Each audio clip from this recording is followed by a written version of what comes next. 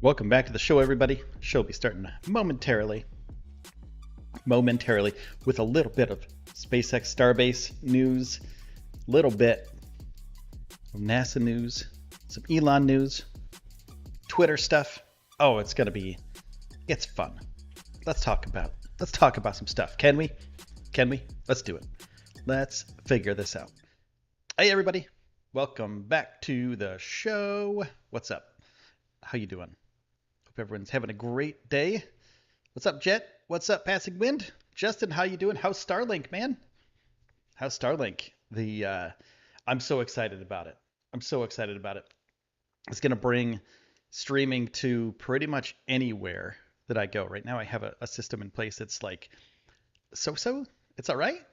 It's not that good. I'm just saying it's not that good. It's all right, but I need a better connection. So Starlink, once I get it, will be awesome. What's up, Michael? Michael Maxey, how you doing? We're just chilling today. We're just hanging out. It's a holiday weekend. Hope everyone has a very safe and uh, awesome weekend. Enjoy food. Enjoy your family if you can. Enjoy everything about it because you get a little bit of time off. I'm taking a little bit of time off myself for the next few days um, to reposition some of the stuff, studio stuff, streaming stuff, filming stuff, all that stuff, and just try to figure all this stuff out. Easter egg hunting this weekend. There was an Easter egg hunt here yesterday. I'm in Brownsville, so if you're not familiar, Brownsville is about 25 miles away from SpaceX's Starship headquarters down here in Boca Chica, Texas at Starbase. And last night I went to the sports park. I went to the sports park just to hang out. I was just gonna take a nice jog around the place, just get a little bit of exercise. It was pretty hot, so I was like, oh, I'm gonna hang out for like 30 minutes at the sports park. I don't usually go there. It's cool, um, but it's a different place than what I'm used to. So usually what I do, I just walk around my apartment complex here, and it's good enough. But I was like, I got to get out. I got to go do something else because I've been in my apartment all day. So I went out to the sports park, and there were hundreds of kids there. It was crazy. They were doing an Easter egg hunt, and I want to bring you some of the Brownsville stuff in the future too. So that's another thing that I want to kind of cover is like the local scene here, but also I thought it was cool that I just happened upon that. I had no idea it was happening, and I showed up and there's like a million people there. They're all doing an Easter egg hunt. All these kids were super excited. There were like 3 Easter bunnies there. I was pretty happy. But the horrible thing for me is that like there was no place to park. Yeah, so there was no place to park. I was just like, what am I gonna do? I pulled into the parking lot and I was like in line to park.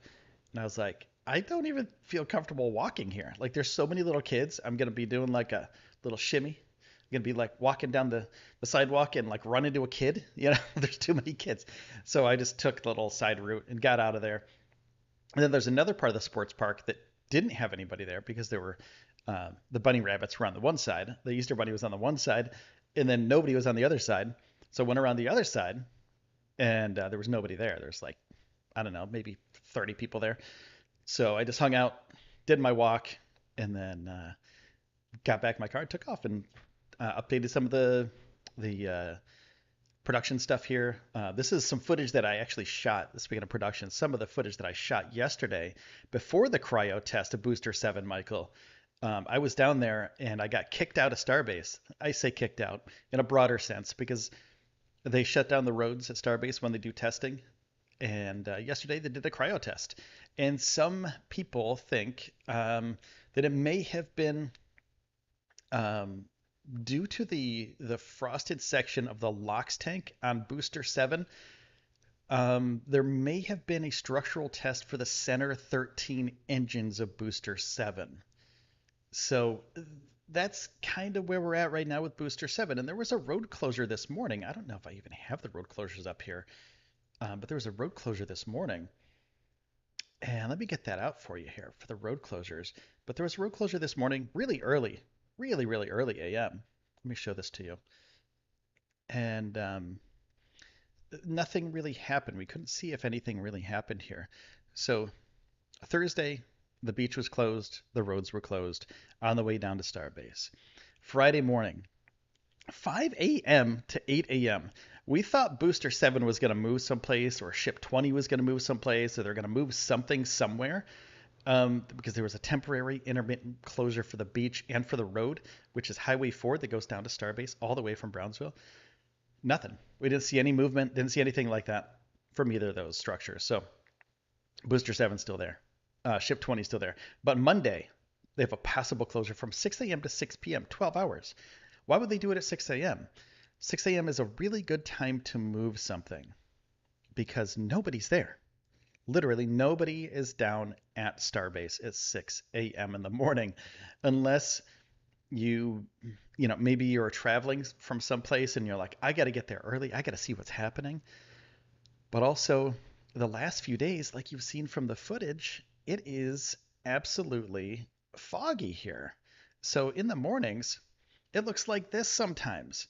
So if they're going to be moving a booster from the production facility or from the launch site to the production facility, or if they're going to be moving a ship from the launch site to the production facility, the fog in the morning is pretty incredibly crazy. So it might be a good idea for them to move it a little bit later, maybe from 6 a.m. to 6 p.m. Maybe they get it all set up from 6 a.m. to about 7 or 8 a.m. 6 a.m. to 8 p.m. Sorry, messed it up twice. 6 a.m. to 8 a.m. Maybe they do that. They get it all set up. They get it ready to move for Booster 4. I don't think they're going to be moving Booster 7 yet. They may be moving Booster 4 and Ship 20 out of there because the road by the production site is finished. They finished up the construction down there, so they could be moving Booster 4 and Ship 20 out of there. And also they may move Booster 7 from the launch site to the production site to put the engines on it. Because if it successfully did all these cryo tests, pressure tests, etc., of course, they need to put engines on this thing to test out to see if they fit, one, a fit test, and two, to see if they can do a cryo test with the engines on it. And Elon wants to launch in May, so this is a really good time to do that. It's the 15th of April right now. In 2 days, it's Easter, and in the next, 15, 20 days, they want to get pretty close to a launchable state. That's Booster 4 right there. Those are the covers on Booster 4. But they want to get close to a launchable state for a full stack Starship, right? So now we have Booster 7 down there. I don't know if Booster 7's going to make it. I don't know because Booster 8 is very, very similar to Booster 7. So if they do all this stuff on Booster 7, and I've said this before I'm like, why would they launch anything else other than Booster 4, right? And I'm okay with being wrong, and a lot of people, they just don't talk about it. They don't talk about when they're wrong. I'm going to talk about it. I was a big proponent of Booster 4. I wanted Booster 4 to launch. I wanted Booster 4 Ship 20 to launch because I was like, why would they waste the time on getting another booster and another ship ready when they could just launch what they have already? I wasn't sure because we didn't have the information. We didn't have the data for the new Raptors until Elon said they're really close to having a full set of Raptors, in April. Like we didn't know. We didn't know anything. Like we were seeing the tests at McGregor. We were seeing the tests every place. We were like, okay, what are these things going to be shipped to Starbase? And then the fact that they weren't for a while, I was like, they may as well fly Ship 20 Booster 4 because we don't know when the next stuff is coming down. The next engines are coming down to Starbase. So I was a big proponent of Booster 4 Ship 20. Yeah, Booster 8's in the high bay. Right, exactly, Michael. That's what I'm saying. It's close. It's close. So they could have been doing the crowd test. It's very similar as far as we know from all the parts that we've seen on the ground, from all the pieces of Booster 8 that we've seen. It's almost identical to Booster 7. There's small changes, and I'm not exactly sure what they are off the top of my head. But the fact that Booster 7's the same and Booster 8 has better welds. I've seen way better welds on Booster 8 than I have on 7. So switch them out. Booster 8 could get done. Maybe they could get really close over the weekend, and then they could ship. I mean, the Monday. This is just all speculation because we don't know what's going to happen. the booster 7 right now. They could ship that back to the production site. They could ship booster 4 and ship 20 back to the production site or to the rocket garden, which is probably the case, or destroy them. Booster 4, they don't need them, but they do need the engines. They might want to keep the engines for some reason.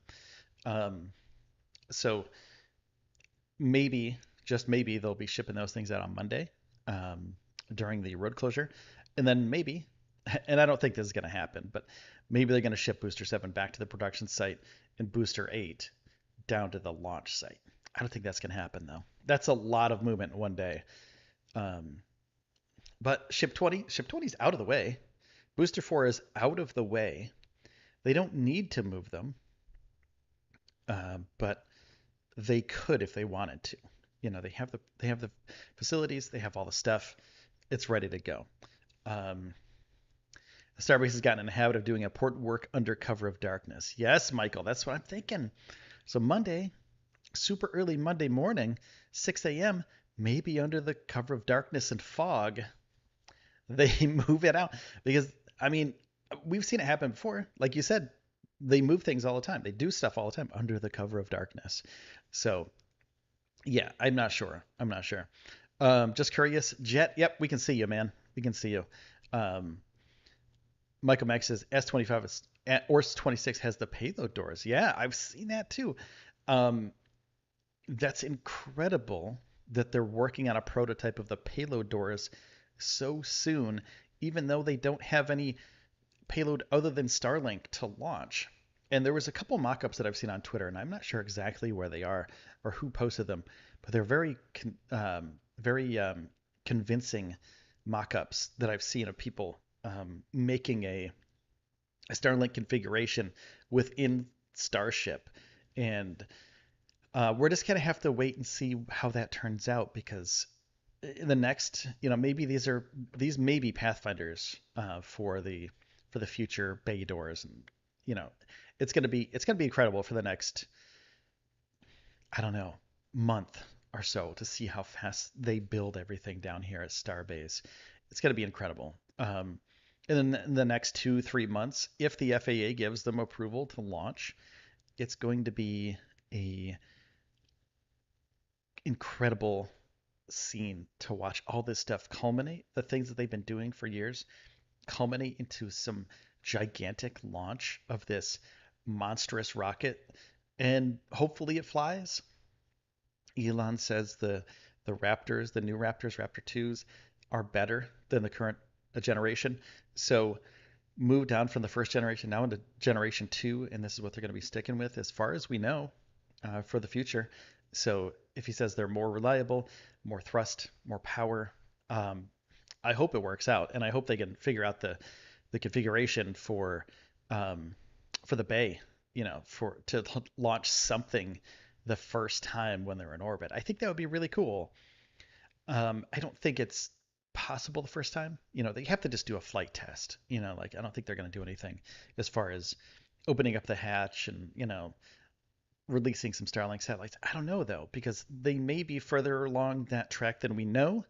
Because like Michael says, uh, they do things, and they do some things that we're not aware of, and they do a lot of their stuff at Starbase under the guise of darkness. Like under the darkness of night or morning, they move a lot of the important stuff. They do a lot of important stuff that we're not sure of and we don't see because we can't be there all the time. I can't be there all the time. 6 o'clock in the morning, um, pretty early. I have to wake up at 5 and get down there in hopes of something happening throughout the day from 5 a.m. till 6 p.m. And that's a 14-hour day of just maybe something happening. But there are a ton of other reporters out there that are doing just that. There's a lot of robot cameras too out there. So yeah, there's a ton of stuff out there, tons of content. Probably Jessica Kirsch would probably be down there. She likes to get down there early. She was down there early today too. She'd probably be down there on the side of the road, just hanging out in the Kirsch the Kirsch cruiser. It's like chilling out with Starlink. Jess says, I'd rather the fog be there until Elon's ready to launch. Nobody can see from above if fog is covering it. Who knows? Maybe it's artificial fog. Dun, dun, dun. Right? Right? Exactly. Yeah. Maybe. I don't know. I don't think that could be. I wish that were a thing, that it could be artificial fog. But man, I've seen it roll off. roll in from the Gulf, and it's like a cloud, just like right at it's crazy. It looks awesome, and you can see it from miles away. Like when the fog rolls in from the beach, and you're like at the production facility, you can see it coming in. You can see the weather. Like it's so cool. If you're into weather stuff too, if you're into clouds and if you're into, like the whole atmosphere, it's a really great place because it's literally just like super flat down there at Starbase, and you can see everything. You can see the clouds on the horizon, and the clouds look like they're super low, and they always look like they're right behind starships. So it's really neat to watch all that stuff. So I have to take a quick break and ask you to please take a second and subscribe to the channel if you haven't already, because we talk about this stuff all the time. We talk about starships, we talk about NASA, space flight, everything like that. And if you could just do me a favor, hit the subscribe button. Takes a second. It's free, and it helps out the channel tremendously. And also, please give this a thumbs up because we have conversations like this all the time. The audience is the show. I get ideas from people in chat. I get ideas from everybody that I interact with when I do these shows. So this isn't just about me and telling the news. This is about building up this community and building up everybody communicating together. So it's a communication thing. So if you could just give me a thumbs up, give me a sub, that'd be really helpful. And if you love the show, become a member. It really helps, or super chat too. So let's move on to a little bit of NASA news because I want to show you this cool vehicle that NASA is working on with a cool company. Hydrate, Debs, you're right. Here we go. I talked for I don't know, 30 minutes or whatever. I didn't stop. Thanks, Debs. You should get a Starship. You should get a Starship any moment now. So there you go, Debs. You get your Starship, and if you super chat, you'll get your own private Starship launch on the Space News Pod. Thanks so much for that, Debs. That's gas money to get down to Starbase. Thank you so much. That's food money. That's water money for the trips. There's lots of there's a lot of people actually. Let me actually I want to talk to you guys about this too because I think it's kind of cool. It's kind of cool. Starship without the fog. It's kind of cool to go down to Starbase, right? Um, it's kind of cool to go down to Starbase and to visit with people, right? And there's a lot of people that go down to Starbase they don't know how to get ready for it, because Starbase is pretty much out in the middle of nowhere. 30 minutes out in the middle of nowhere. There's no amenities, no drinks, no food, no nothing, no bathrooms. There's no place to get gas. So I always bring a trunk full of water and snacks, right? And I always feel like it's important that when you're down there, you help people out too. There's a community at Starbase as well. So that's the kind of community I want to bring here. Someplace that's giving to each other. People I've met so many cool people from all over the world due to this channel and also due to my adventures down at Starbase. I met people from all over the world. People from Africa, people from the UK, people from everywhere. England, everywhere. It doesn't matter. Florida. They're just a hop over the Gulf, but I've seen them all, and a lot of people super nice, super giving. So that's what I want to bring to this community is we all work together here. We're all here to have a fun time and talk about the information and space flight and Elon. So let's talk about something else. The NASA thing that I was going to get into. This is cool. So NASA is switching to a new van, a transportation vehicle, the Canoo, Canoo, at Canoo on Twitter. Meet NASA's new crew transportation vehicle. We're honored to be chosen by one of the most respected institutions in the world for this mission. Man, so cool. Michael Maxey, wow, thank you so much for that super burger. Thank you, man. I appreciate that. I really do. Let's get you a Starship. We're honored to be chosen by one of the most respected institutions in the world for this mission. At Canoo, with NASA, there is space for everybody. Artemis Moonshot, read more. And the bit.ly, that's so cool. They have So Canoo it's an electric car company. Um, there's numerous models, and I want to show you some of the stuff that they did. But here's the press release from Canoo about the NASA missions. NASA partners with Canoo. Just in Texas, the National Aeronautics and Space Administration selected Canoo Inc., a high-tech advanced mobility company, to provide crew transportation vehicles for crewed Artemis lunar exploration launches. And everybody thought that it was going to be SpaceX, or not SpaceX, Elon's Tesla, because they use those for the crew missions. But these missions, Artemis lunar missions, they may have to bring other things with them, right? So lunar missions, they might have to bring a little bit more. They have to have a big, wide open van or something like that. That's what I'm thinking. It's a PR thing too. You know, why give Elon everything? Why give SpaceX? Why give Tesla everything? Canoo makes good stuff. They also have a platform for people to build on. So let's take a look. We're honored to transport the Artemis crew to the launch site for the first lunar landing in more than 50 years. That's a pretty big deal for a small company like Canoo.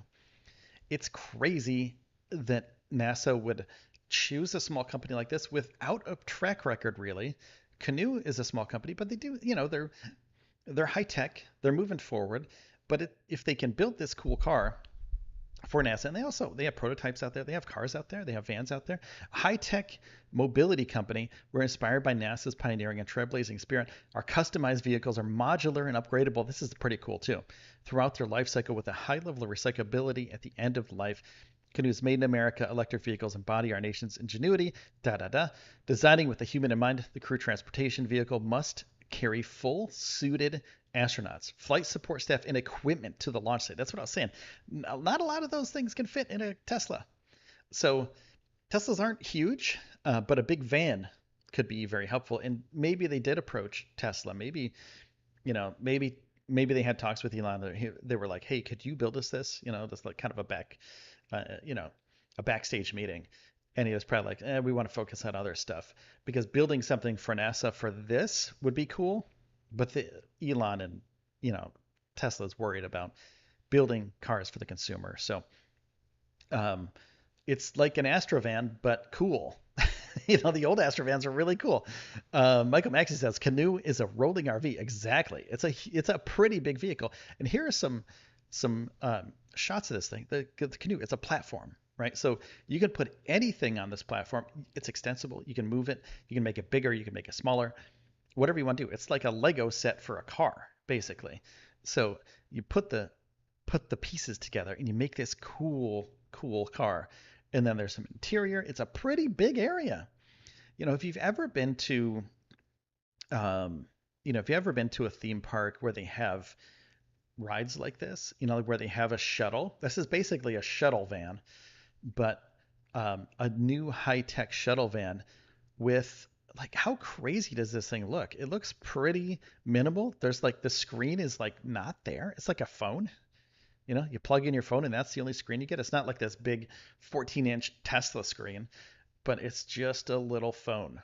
It's kind of crazy. But of course, it's extensible, like I said. But look at how cool that is. That's going to look rad. If they paint that thing like black like that with the NASA logo, that looks pretty killer right now. And yeah, it looks so cool. But as you can see, the front and the back look very similar.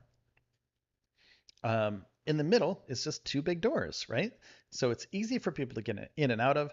They're in their big space suits. There's not a lot of room to wiggle around in this, or to wiggle around in a Tesla compared to this thing. So I think they made the right choice here, even though Canoo is, Canoo's the, it's one of those things that I've heard about, but it's not really that popular. In the EV space, it's like, um, it's a like a I don't know how to explain it, but it's a workhorse. Like they're going to be doing things for the general public as opposed to people who buy cars.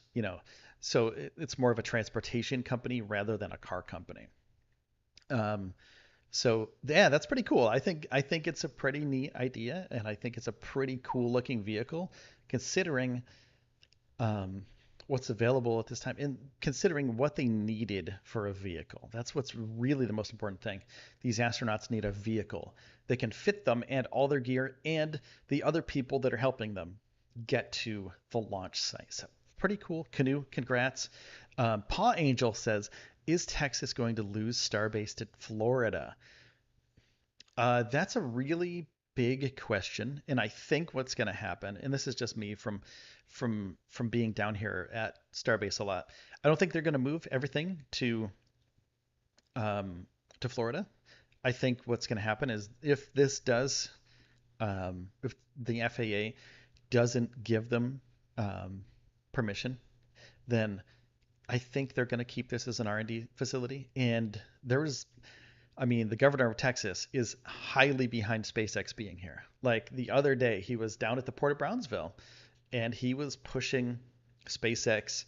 He was pushing Elon. He was just saying, look, we're going to do everything in our power, whatever we can do to keep SpaceX here, to keep Elon and his companies here, because they work already with Tesla and they really want to move forward with the future down here at the tip of Texas, and they want to keep Starbase here. So if anything right away, if they fail this FAA thing, if they fail the environmental stuff, I think they're going to stay here, but I think it's going to be R&D, and then Florida will build what they learn here so they can launch from Florida.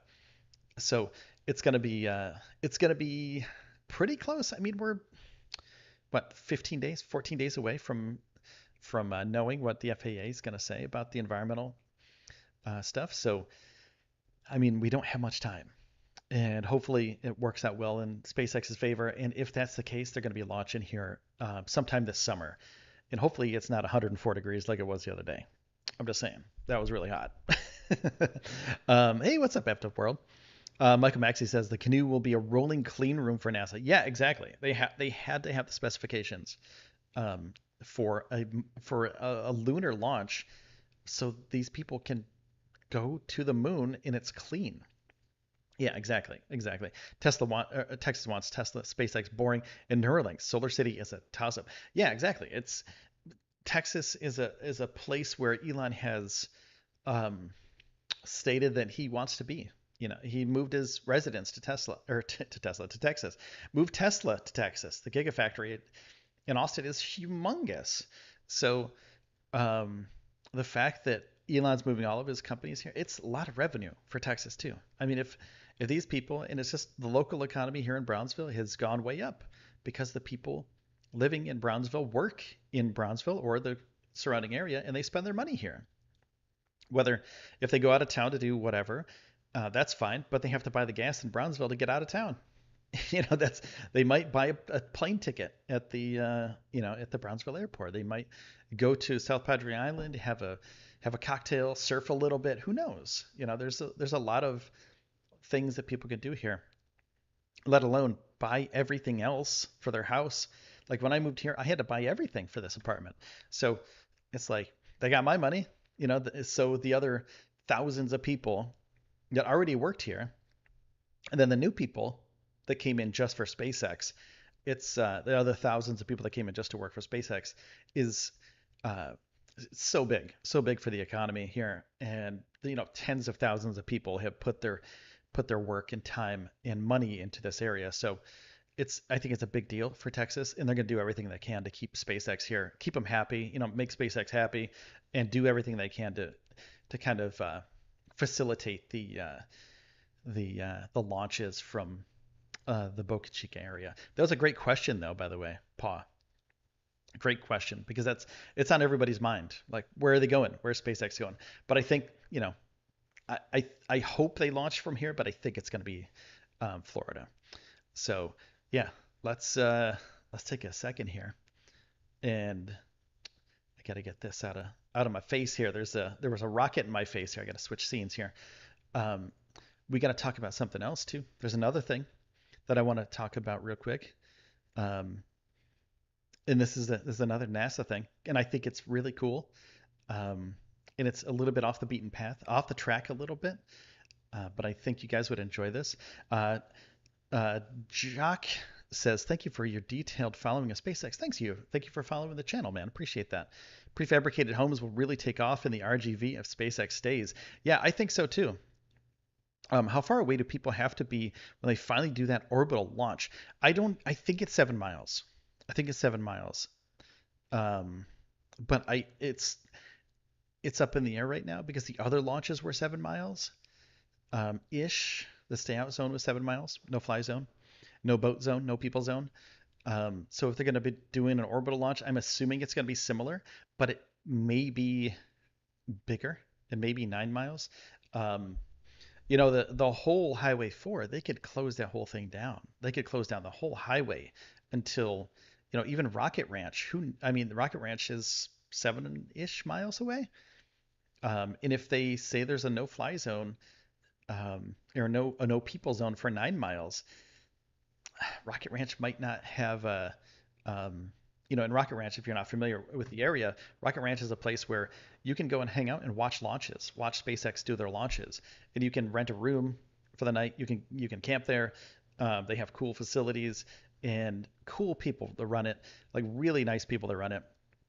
So, 9 miles, 7 to 9 miles is, I think that's key right there, somewhere in that range, I think. Um, your background is awesome. Thanks, Jeff. Thanks. That is crazy loud. Wait, what's crazy loud? The launch? Are we talking about? Yeah, that's what I'm thinking. Well, I don't think it's going to be super loud though, because they've done tests and the loudness of the well, I guess it's different when you launch a prototype of a Starship than it is if you launch something with Raptor 2s that's gigantic and has many more 10 times as many Raptors on it. So yeah, I think the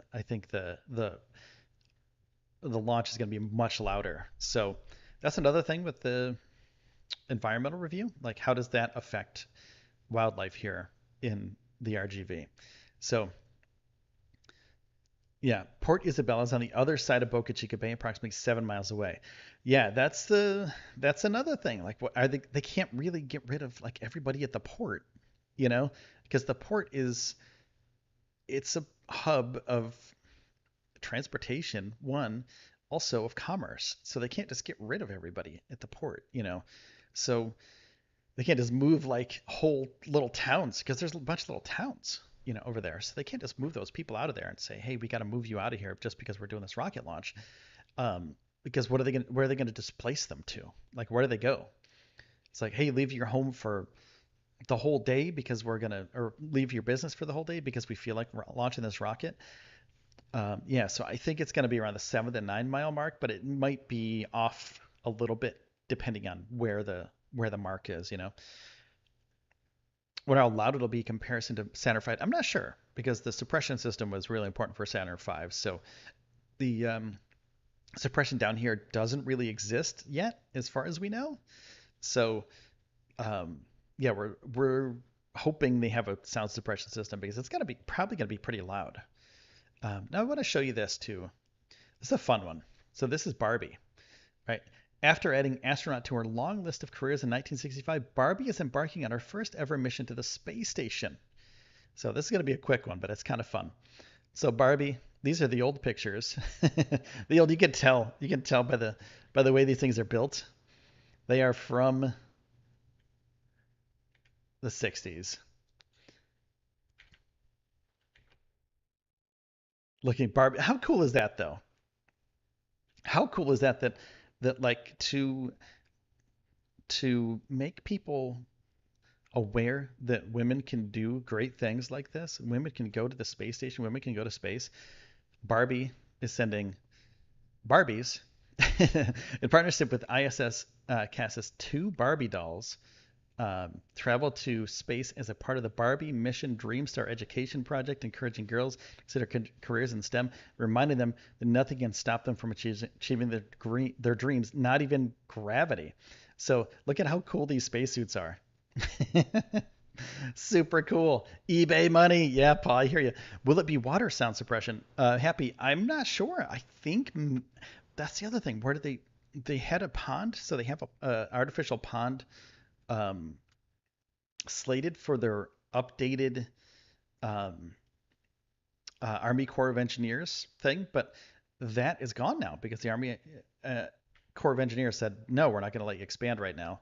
So the future of that is kind of in question. So I hope so. Um, I love it. Jacques. Okay, Jacques. Thank you for being intentionally respectful. But a friendly reminder. Uh, it is initials acronym JOJK. Keep up your great SpaceX update work. Thank you so much. Thank you so much, Jacques. Yeah, I'm trying. I'm trying here. It's hard. Everybody has their acronyms in their names, and I try my hardest because most of the time I don't know what people's names are. I look at their name and I'm like, I can understand Jeff and Michael, but I saw effed up world and I was like, EFTP effed up world. Oh, I get it now. So, uh, nothing personal. It's just tough. It's tough sometimes to see people's names. Uh, Barbie might be the zero G indicator for Crew 4. That would be pretty sweet. How cool would that be, though? That'd be pretty awesome. That'd be really fun. But that's pretty much it. Zero in zero G. There we go. We got some Barbies up in space. Look at that. That's so cool, and they're good photos too. Shot on the International Space Station 3/14/22, March 14th. That's just neat. It's just neat to see, like toys in space, and that, something like Barbie could actually spend some hard-earned money, some Barbie money on the International Space Station. Now let's talk about something super serious here. Elon Musk and Twitter. Let's move on a little bit so we can talk about Elon Musk trying to buy Twitter, which is probably, he's thinking about it, but could it be a ploy for Elon to make the stock go down, and then he could buy a lot more of it at a lot cheaper price, possibly? Or when the stock tanks, maybe this is the move that he's doing. Maybe if the stock tanks, people will be more willing to sell it. So he could just do a hostile takeover, take over everything, and just wipe them out. Take all that money. Now, let me know if you're watching this later. Let me know in the comments what you think. Let me know what you think Elon's going to be doing with Twitter. Do you think he's going to be buying it outright? Do you think Twitter will sell to him? Or do you think that Elon is doing a power move here by saying, okay, we're going to be doing, I'm going to be buying this for X amount of dollars, $54.20, 420. And if you don't buy it, that's my final offer. That's all you get. you know.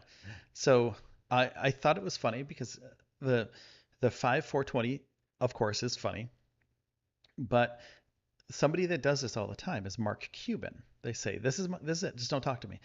You take my deal or you leave my deal. That's it. Take it or leave it. I watch a lot of Shark Tank. I was going to say Star Trek, but I do that too. Shark Tank. And Mark Cuban actually tweeted about this. And I want to show you this.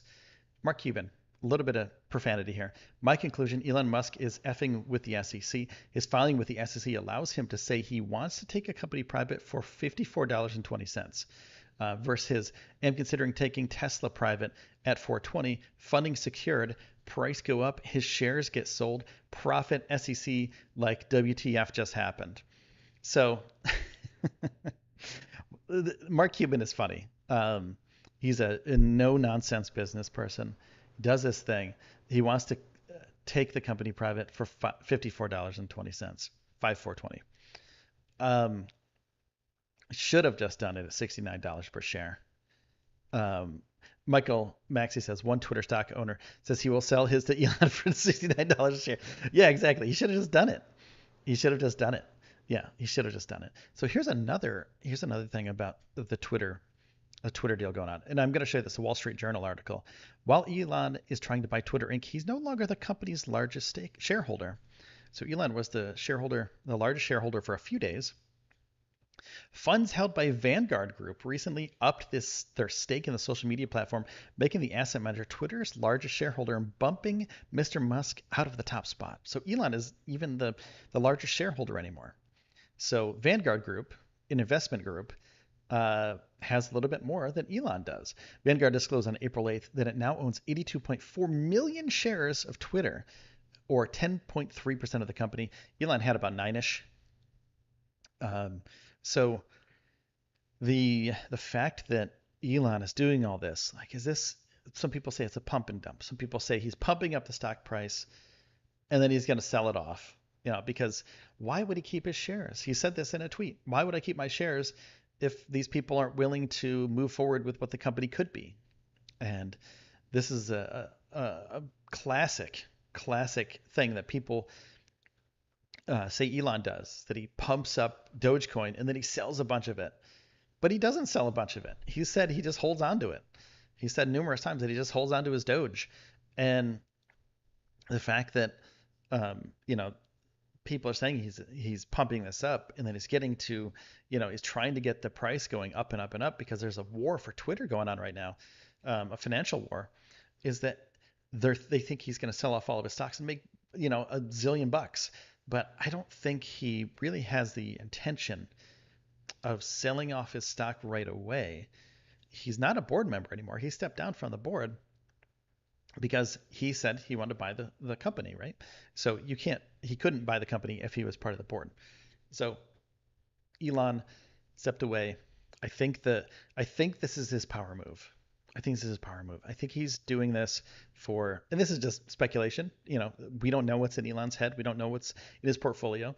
I think what's going to be happening is that Elon wants to buy everything from Twitter. And if he steps back and says, I'm not going to buy this, not worth it. I'm not going to buy the whole company. Or if Twitter says, hey, we can't sell to you because we have our values don't line up with what you want to do with the company. Let the shareholders talk about it.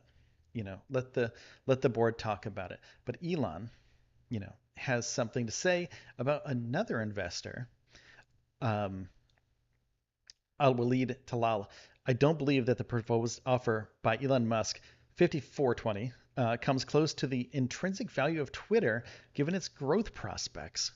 Being one of the largest and long-term shareholders of Twitter, Kingdom KHC, I reject this offer. Yeah. So this is another investment firm. Kingdom Company and I completed raising our ownership in Twitter company to 5.2%, bringing the market value of our ownership to more than 3.75 billion rials. So they have tons to invest in this. Now, Elon tweeted back. It did a little clap back. Interesting. Just 2 questions, if I may. How much of Twitter does the kingdom own? Directly and indirectly, what are the kingdom's views on journalistic freedom of speech? So they didn't reply. They didn't say anything about it. This is the end right here. Elon said, what are the kingdom's views on journalistic freedom of speech? People all over the world, if they have a company or if they're just a single person, they can buy stocks in Twitter, buy shares of Twitter. So this company is, Elon wants to know how much do they own directly and indirectly, meaning sub-companies, other entities, etc. And also he wants to know what are the kingdom's views on journalistic freedom of speech.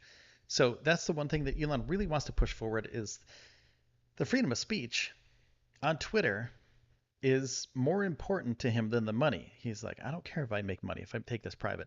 He's already loaded. The person of Elon Musk has so much money that he can just buy Twitter and just not care. He's just going to pay the people to run it. Doesn't care if it makes a profit. It's just a thing in his portfolio that he cares about and that he wants to make into a free speech platform, apparently. So I don't know. I want to know what you guys think in the chat, and I want to know what you think in the comments about what you think Elon's going to be doing with Twitter, because I really do think, and I'm not an analyst, don't take this as any sort of financial advice, but I think what he's going to do, I think he's going to back off for a little bit, let people go crazy for a little bit with Twitter, and then swoop in once the price goes down again and buy up a ton of stock and become the major shareholder again. Take out his competition, the Vanguard Group now, and then slowly pick off little pieces here and there, and then eventually have a controlling stake in the company, and then nobody can do anything. He owns the most of it. So he has the head of the table, so to speak. So he can be the top dog at Twitter. So then buy it outright because people are like, okay, he's doing doing good things, making us money, etc. Let's do this. So I think it might be that. I think he's going for the longer game. I think he's longer game. I think they're going to pump it up right now, like what's happening right now. There's a lot of talk about Twitter and people. Michael Maxey says Twitter is presently selling for $52, right? So that's pretty good for Twitter. So moving down the line, maybe it pumps up a bunch. People make a bunch of money. He makes a bunch of money. Maybe he sells off a few shares, and then later on he buys them for a lower price, or maybe he holds on to his shares and then he buys more shares in the future, and slowly takes over the company by waiting for the price to go down again. Once all this, but then again, Twitter seems like it's very important right now because Elon, the most important guy in the world, the most important uh, entrepreneur in the world, said he wants it. So if Elon would want it, why wouldn't anybody else be interested? I thought about buying Twitter stock and I'm like, oh wait, I don't have any money. So the people that actually do have money, they're probably like, oh yeah, let's buy some Twitter stock because Elon's interested. So we should probably be interested too because he sees something in it that maybe we didn't see before. Um, so I think he's going for the long game. That's all I'm trying to say here. And I think he's going to succeed because he usually does with whatever he wants. I kind of love Etsy says, I think you might be right. Thank you for that. Simon says, the fact that Big Corp don't want Elon to buy out Twitter says 1,000 words. True democracy is free speech. I agree. Now, there's another part of this that we have to think about. Okay, so the fact that Elon may buy Twitter, and if he does buy Twitter, he's a proponent of free speech. The free speech, super important to everybody in the world, right? Just being able to say whatever you want, but with repercussions, right? I think that's the thing. The repercussions of what you say, that's not under your control. If you say something stupid, someone's going to be like, "Hey, stupid, that was stupid." You know, don't say that stupid thing. If you're a jerk, people should be able to call you a jerk, because you're being a jerk. It's one of those things. So um, we've seen communities like 4chan. We've seen communities like all the other, Reddit is part of that too, where there's a lot of hate speech, a lot of horrible people say horrible things about innocent people on other platforms. And if Elon makes Twitter into a place where those horrible people can come and hang out and just say whatever they want, wouldn't that destroy Twitter from what it is now into some sort of edgelord, meme lord sort of back alley gross place to be, as opposed to where it is now, where it's pretty cool. Like, it's a pretty nice place. You don't feel like you're going to get attacked all the time, and being attacked on the internet really isn't that fun.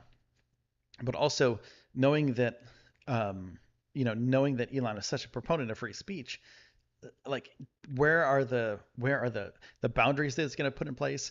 And if there are any boundaries, I should say, are there going to be any boundaries that he puts in place? And if so, how effective are those boundaries going to be for people that, are just mean, really, really horrible people? So, harassment online, huge deal. It hurts people. It hurts so many people. And if they can mitigate those horrible people, the harassers, the people that are, doing bad things, then that would be great. And I think Twitter so far has done a really great job of that.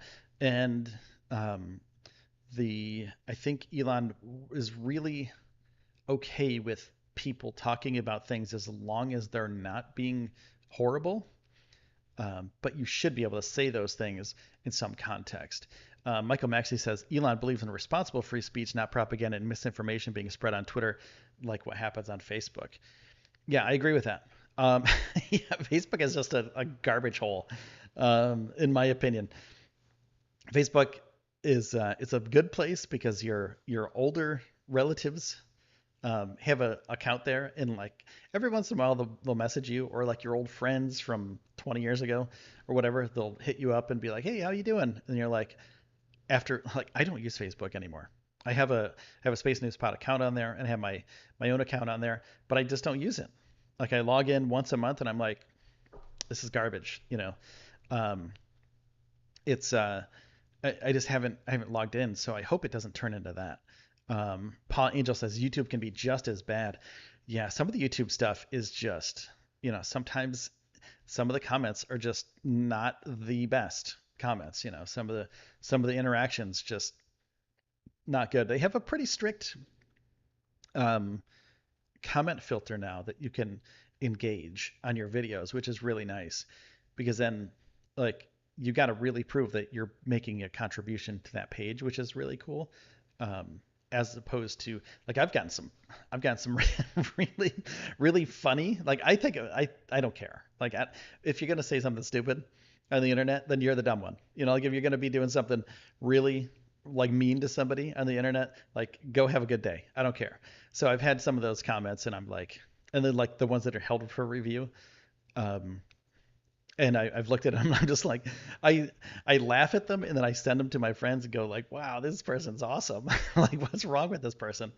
But I know that there's a lot of horrible people out there that are just there to hurt people, and if Elon can find a way to mitigate that horribleness, I think Twitter is going to be in a good place if he does end up buying it in the future. Um, Knight SLDR says my Twitter got hacked past months. The name is changed to Elon Musk. Um, did they start doing crypto scams on your account too? Because that's a huge one on Twitter too. Elon said he wants to take care of that too. All the crypto scams and all the scammers out there too. So I think that'd be cool if that were to be the case. If Twitter, if maybe even if he just pushes Twitter in that direction to get rid of all the scammers, that would be a great place to be. Like like I can't do Twitter for more than I don't know. I do it at like 20-minute intervals at the most. And I'm like, hey, what's going on? Okay, this is horrible. Like, like all these scammers and stuff. Like every time Elon tweets something, there's like 50 bots that try to get your Bitcoin. And they have his profile picture, they have his name, all that stuff, and it's like, man, how do you do that? Like, how do they pull that off and keep their accounts other than they're bot farms?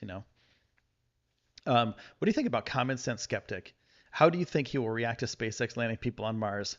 Ooh, I don't know. I don't really get into all that beef, the Common Sense Skeptic stuff, because for me, not worth my time. I'd rather focus on positive things.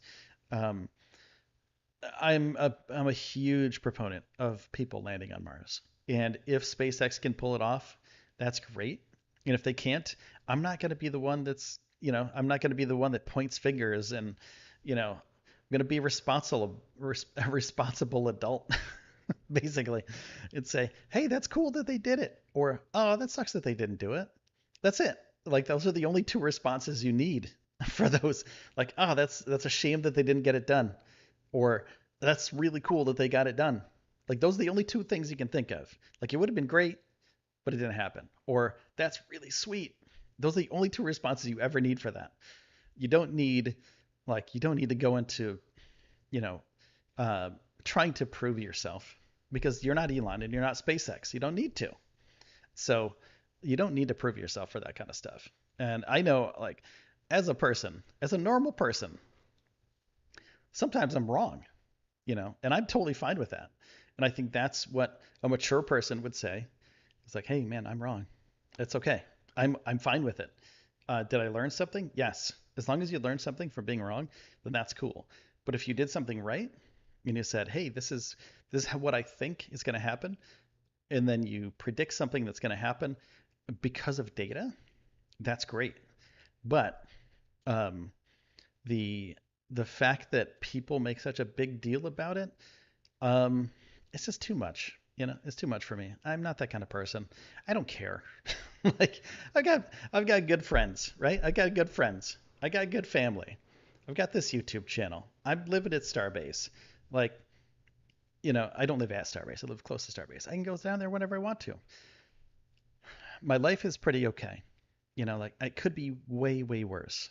I don't care about anybody else's YouTube channel when they're trying to prove everybody else wrong. So it's a little rant, but thanks for that question. That's pretty insightful. I like that. Living the dream, yeah. I'd wait for Debs. Um, YouTube has turned the dislike button into a block button. Oh yeah, yeah. There's a lot of blocking going on. I think um, you know, I've blocked some people on my YouTube channel just because just like don't add to the conversation. Like that's the part that I don't understand is why you would be part of a community on YouTube if you don't add to the community. I want people on this channel to be nice, be good to each other, and support each other, and also just be good people.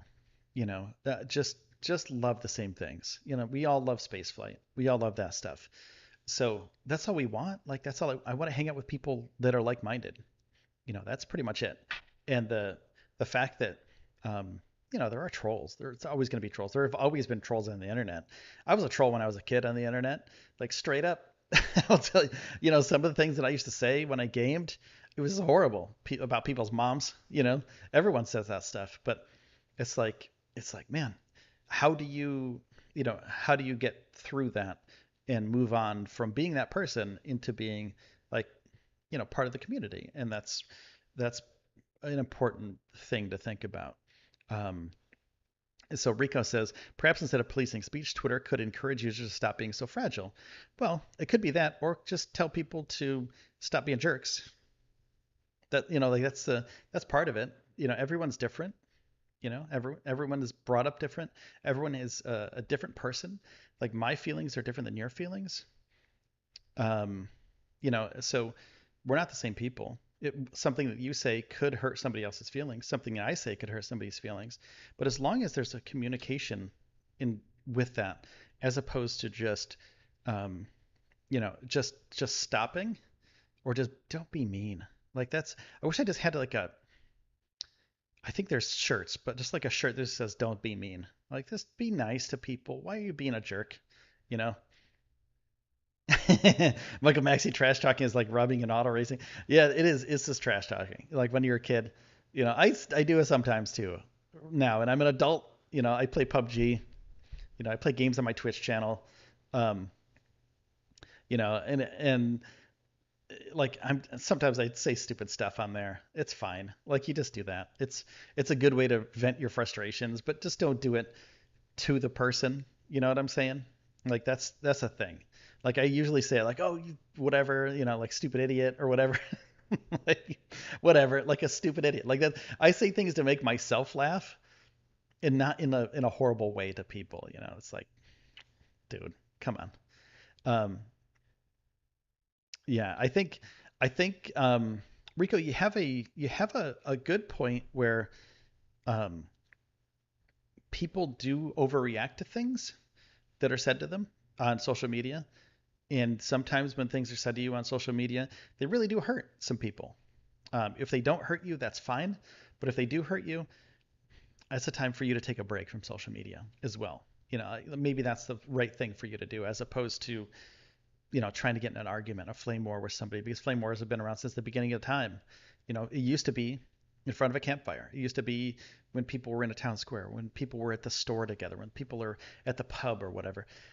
But now, if you say it on Twitter or you say it on social media, there's a whole different dynamic that happens because there's feelings involved as well, but you can't talk directly back to the person. You know what I'm saying? You can't talk directly back to them. They're hiding behind a computer. So you can't really have a discussion. You can't say, why do you feel like this? Because it'll shut you down. It's easy to shut somebody down on the internet. Um, I asked some. This is one of the things that I did the other day, and I thought it was a funny kind of interaction with somebody. I forgot what it was. Um, exactly what it was. I think they were talking smack about Elon. Let me see if I can find it. It's kind of. I want to see if I can find this conversation just so I can. Um, oh, here we go. They were talking about. They're talking about first all civilian space crew to be docked to the International Space Station, the AX-1 mission. Um, so somebody said, F this. This is not impressive anymore. Space is something that should be admired by many, visited by few. Billionaires are trash. So I said, hey, that's like saying early explorers shouldn't cross the ocean because they had financial backing. Humans are inherently explorers. And then, like, before this, I was like, oh, like maybe, like, let's have a conversation. I think that would be cool. Like, let's talk about this. Person said, exploring and exploiting are two different things. Dingbat. And I was like, dingbat? Who says that? Like, for me, I was like, oh man, that's a good one. I was like, dingbat. Who even says that? That's from the 50s. I was thinking of like somebody from the Jetsons or like Fred Flintstone or something. I was like, dingbat, really? Or like some old black and white TV shows. Um, so I said, not sure how this mission exploits anyone. For real, can you fill me in? Not for or against these people. So I wanted to know what the conversation was going to be about. I wanted to know how they're exploiting people by doing this mission. And that was really legitimately my take on this. How are they exploiting these people doing the AX1 mission? How are they exploiting people by going to space and going to the space station on an all private space mission? All private mission. Um, then they said, "Do you seriously not understand how businessmen operate?"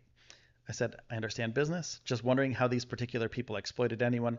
Seriously, no idea and haven't heard anything about them doing it. Not all rich people, or not rich business people, are jerks or have crappy companies. I personally work for amazing companies with amazing people and really crappy companies that have exploited workers. Can you please tell me how they exploited people so I can learn? That's what I wanted. I wanted to learn. I want to see how they exploited, because if they did, I wanted to tell you guys about it. And then I got this back. This is literally the like, okay, they didn't have anything, right? So they said, nah, you're just a corporate shill douchebag. So I said, oh, okay. I was like, okay, now I know. You know, now I know they don't have any ammo. They don't have any information about how they said these people were exploited. How somebody exploited these people during the AX1 mission. Somebody jumped in and said, are you not able to answer this person's question? They asked you the same question twice and you avoided it entirely. Then I said, the burden of proof is on the person who brings the claim into a dispute. No proof was provided, though asked numerous times. Instead, they decided it was prudent to call names and insult. And then I said, okay, have a good day. And then they didn't answer. So flame wars, they happen and words hurt people.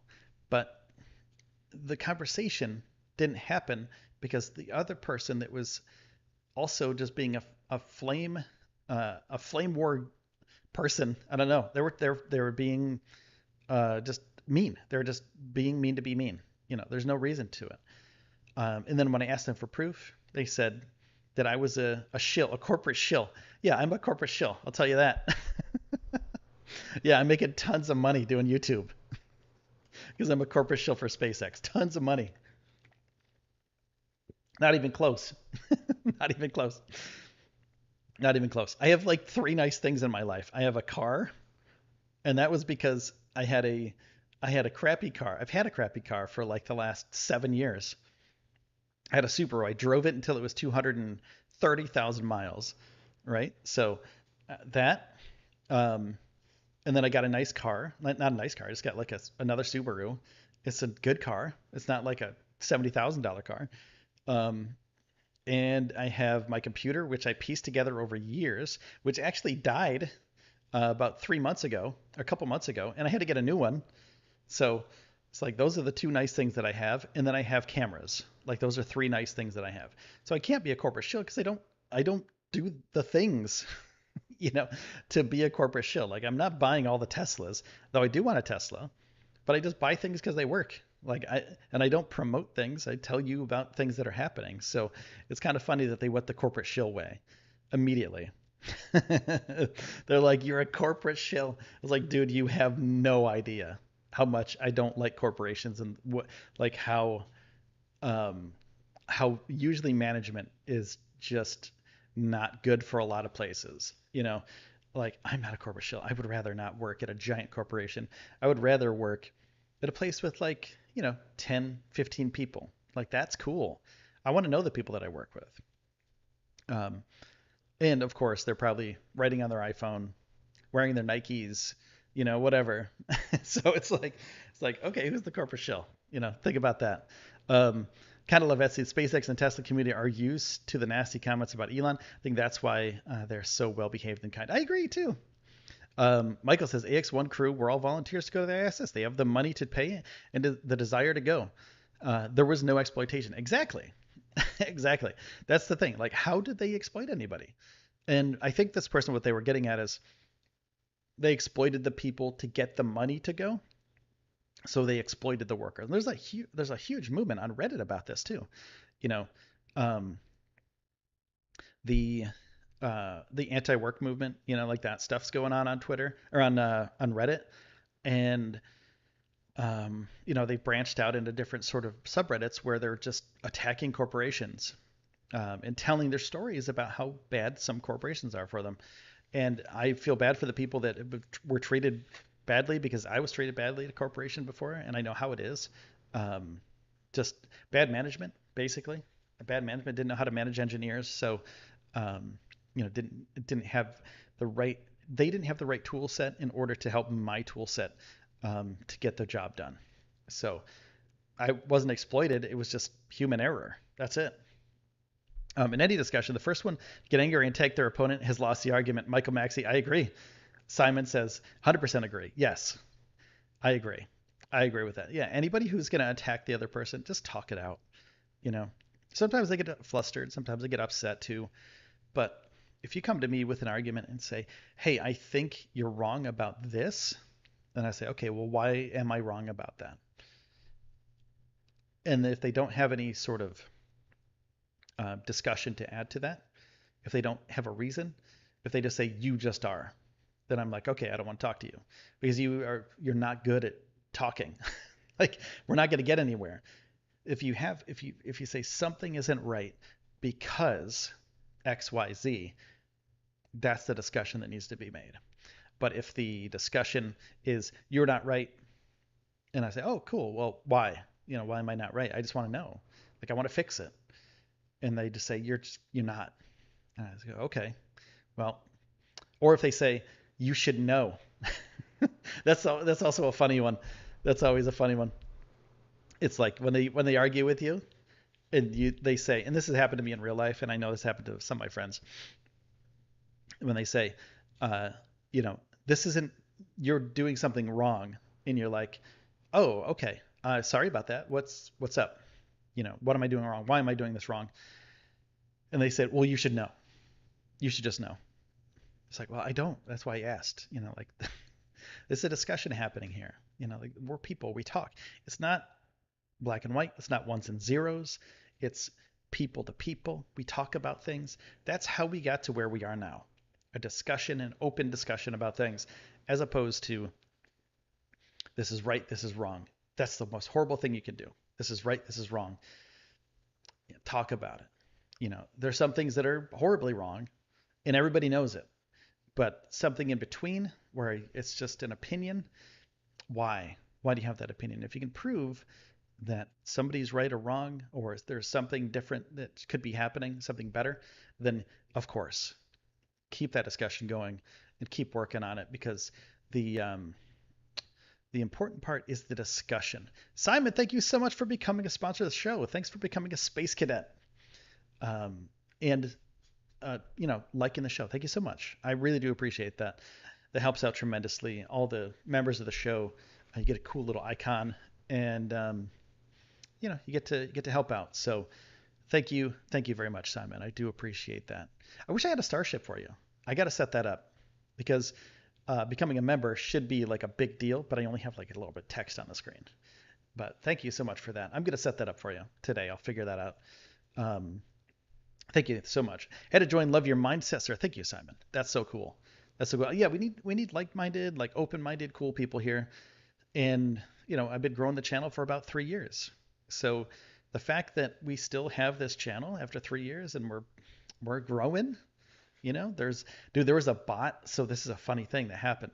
I saw a bunch of subscribers get deleted from my account within last month. I saw like 1,000 subscribers just go boop, like straight gone. And like one day it was like, like the analytics on YouTube were like, you have this many people subscribing to you. And the next day my analytics were like 1,000 people gone. And I was like, I reached out to YouTube support and I was like, whoa, what just happened? 1,000 people can't just unsubscribe from me like overnight. That's 1,000 people. That must have been crazy. And they're like, oh yeah, those are bots. Don't worry about it. Just bots. So yeah, I was like, what? What's going on here? But yeah, bots, subscribers. It's kind of funny because there's a ton of bots on YouTube. Whether it's comment bots or it's just people watching or people subscribing or something like that, like subscriber bots. I was like, heck yeah, get rid of those bots. I don't want them. I want only people that are interested in the things that I'm talking about so we can have a discussion about it. So yeah, it was kind of funny. Like I was like, uh-oh, what just happened? Mass exodus. What is just a mass exodus of bots from a bot farm somewhere? I have no idea, but I thought it was kind of funny. I freaked out for like 10 seconds. I was like, uh-oh, not good. But the mindset, we all have the same things in mind here. SpaceX, space flight, Elon stuff, NASA, all that stuff. So I think it's important to build this community up and to all be part of this crazy journey that we're all on together. So most EA bots are information providers. Oh, I just deleted. Whoops. Sorry, Michael. Didn't mean to say that out loud if you didn't want it out. But I was just reading chat. So yeah, there we go. I think that's it for today, guys. I think that's it. I think I'm just chilling. So don't forget Star Trek. That's right. That's right. Don't forget Star Trek. Remember Star Trek Enterprise? What a good show. What a good show. I loved that. I thought that was really fun. That was one of my favorite Star Treks. A lot of people hate it because of the intro, but the rest of it's really fun. So I like that show a lot. I think it's kind of campy, but then again, all Star Trek is campy. Oh, most YouTube bots are information providers. Yeah, and there are subscriber bots. What's funny is that people try to, and I've seen this happen um, to a couple of my friends that have channels here on YouTube. They've seen, and this is totally off the mark of space flight and stuff, but this is a kind of side note. They've been bot bombed, so they've gotten either tons of viewers to their live streams, which means they were bot bombed by subscriber and viewer bots, like view bots. I think that's what they're called, view bots. And people buy those bots, and this is just, I have no idea why they would buy them, but I think what they do is they buy them to get you like more viewers. Maybe they did it for the right reasons, which are like, hey, I want to see this person succeed, or they do it for the wrong reasons, which is, hey, let's bot bomb them, and then they'll get kicked from YouTube because all of these bots. Ouch! I just punched my desk. All these bots are like fake people. Maybe they'll get in trouble for it. So I don't know which one it is, but but maybe, yeah, I guess spammed, right? Many streams are being spammed by adult cam bots. Yeah, this stream has been, Michael. Exactly. Yeah, this stream has been bombed by those too. Um, Paw Angel really liked the music of Enterprise. That's sweet. It's been a long road. Yeah, that was awesome. I used to work at a TV station. That's how I got into media here, like production media. I used to work um, at a TV station where we did the Enterprise show. It was what was the show? What was the UPN? I think it was. Yeah, UPN. And we used to do Enterprise. And every Friday, I think it was, I would run the station and I'd watch Enterprise. That was my job. I'd go. My boss would be like, "Okay, we started exactly 8 o'clock, and we had like a literal tape from the from the people that produce Enterprise or distributed it or whatever to put the tape in, and I had to push a button like George Jetson, push one button, and then it would run by itself. And then when the commercials were coming up, I had to push a button and then play an ad, a local ad. And then when it came back to the show, I had to hit the play button again and fade out the ads. So that was my job for the night. It's pretty sweet. I loved it. I think it was very, very fun. But I got to watch a lot of Enterprise, so that's why I like it. Federation principles, that's what the world needs. Hopefully one day we will get them. Hopefully, that's what I'm hoping for. Basically, just check to see if they're a bot. Nice. Yeah, you're not a bot. You're not a bot. Deb says, thanks to Michael Maxey for the super sticker and Simon Brayson for becoming a space cadet. Yes, very much so. Very, very much so. But I got to go. It's Easter weekend. Good Friday today. Easter weekend. Take some time off. I'm going to enjoy my day. Going to enjoy my weekend. Enjoy some time in the sun. Enjoy some time outside and go down to Starbase a little bit. Debs, I'm going to press the button. Debs is producing the show today. Jeez. Jeez, Debs. I do have a button. The ending screen, which for the longest time didn't have an ending screen because I moved to Brownsville. It just didn't have it set up. Didn't have an ending screen for the longest time. It was a joke. It was so fun. So if you're into that, I got to tell one last thing. I got to tell you one last thing because Debs threw me off my game here. The Yours app. I got to tell you about this. Yours app. They help out the show. Mindfulness made easy. Rejuvenate your body, mind, and soul with musical soundscapes, meditations, sleep stories, plus advice from our team of expert psychologists. Over 3,000 plus activities. Helps you with your sleep, meditation, body. You have music to chill out to. Some psychology, get some knowledge there, some advice. Psychology experts give you handy life tips. If you go to yoursapp.com/space, the word space, you can do a trial, and also if you sign up, helps out the show. And because they've been good to us. The Yours app, I use it when I go to sleep at night. It plays me a little bedtime story. Chill out. Where is it here? Let's see. Yours app. Yours. There we go. Should put this on my home screen. Doo-doo-doo. There you go. Yours app. There you go. It's like that. It's pretty. It says hello, William, and then it has a bunch of cool stuff you can do. So check them out. Very cool. Helps me sleep at night. Very calm, very relaxing. It's like an ebook, but it's very, very chill. Very, very chill. So yoursapp.com/space.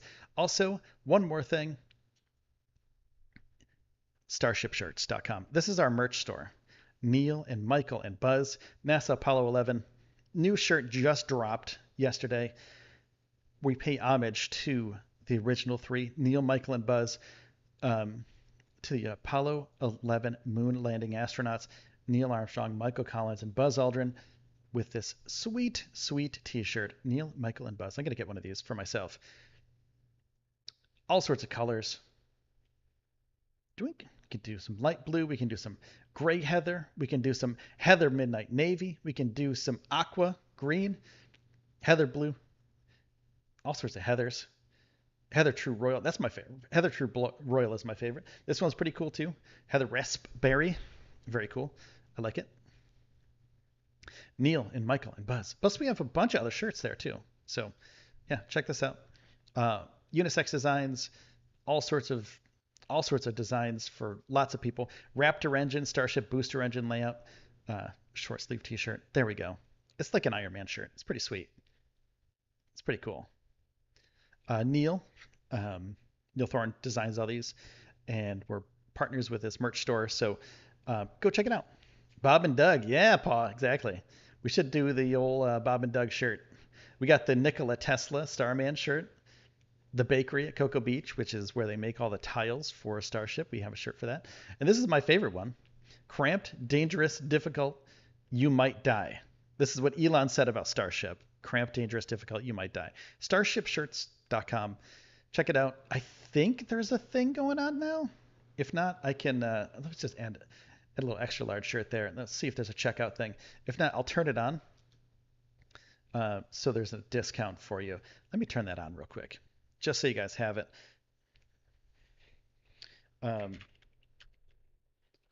Because you got to get a discount. You guys are super cool. And let me turn it on for you. It's like a 20% discount or something. Let me find out. Yeah. Wait, this one ended? No. Can I enable it? There we go. You can auto apply. It auto applies 20% off. So you should, in theory, let's see if this works. See if I turn this on right. All the proceeds for this go to, let's add another shirt, add that to the cart. Check it out. Should automatically get some money off when you go through the checkout. And I don't want to go through the shipping because then you know where I live. Not cool. But the cart, you can see the cart. And then it should be 20% off.